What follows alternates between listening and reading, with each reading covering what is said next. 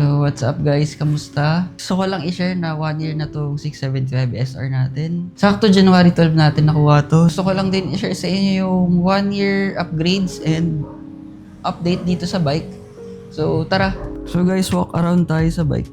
So, pinaka-basic, front winglet. So, radiator cover, hindi tayo naglalagay nun. Ito from Mototech, clutch and brake levers from CF Moto. Yan. Aluminum. So, isa sa pinaka-importante itong windshield na mas mataas. From Mototech din, Daytona Quick Throttle. So, very useful siya sa trackway since yung throttle nito sobrang mahirap or malayo siya i-twist. Ito sulit. Quick Throttle from Daytona. Steering damper na matrice. Shopee lang to. Since yung mga unang batch is walang steering damper, gabi tayo nito dati pa. Ano pa ba? Tank covers na pina-carbon skin ko na talaga. Hindi siya tulad nito. Ito carbon na talaga. RCB na grips. Ang ganda nito, trip na trip ko. Ang lagkit. Importante sa lahat, frame sliders, lalo na kung silit nyo or madalas nyo matumba yung bike. Solid to. Hindi na mo gamit na gamit. Ito, clutch cover. Importante rin. Rear set from CF Moto. From Mototech. Full system exhaust, 61mm from Orion, syempre. Seat cowl na syempre wala akong OBR, kaya nga wala tayong peg sa likod. Seat cowl from Mototech. Ito rin from Mototech. Para siyang R1 sa likod. So, ito yung rear tail fairings. Tail fairings ang tawag nila. Ito buksan natin yung ilaw.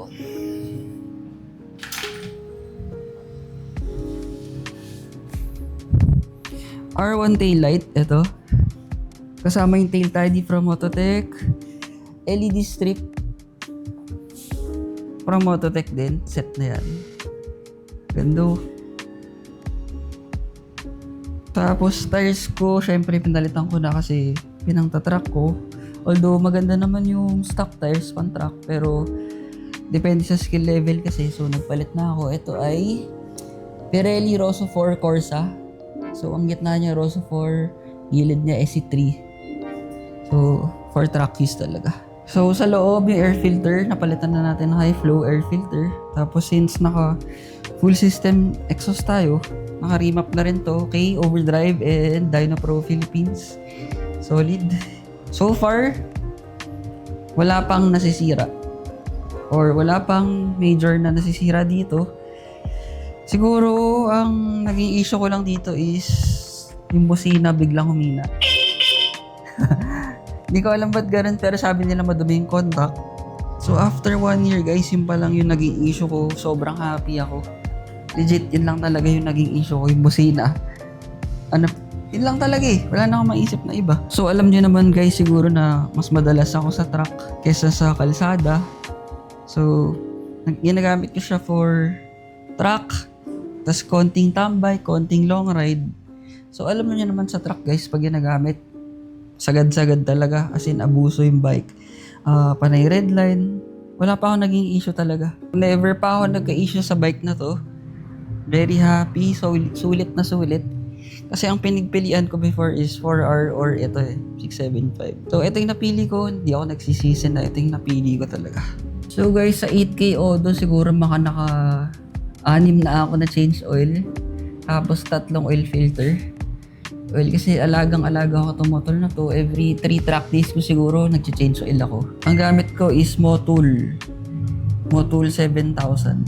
So, syempre, tank pads, guys. Pinaka-importante lalo na pag naka-sports bike kayo. Kasi dapat yung legs nakakapit sa tangke, hindi sa handlebar. Wala dapat weight sa handlebar. Dapat nandito lahat sa tangke. Yung chain ko, guys, di ko pa naman napapalitan kasi sobrang alaga nito. Twice a month to nililinis kahit di ginagamit. So, isa to sa pinaka-importanteng parte ng motor nyo. So, kailangan alagaan nyo to. Wala dapat kalawang. At syempre, kailangan nyo ng spool. Shopee. Meron yan.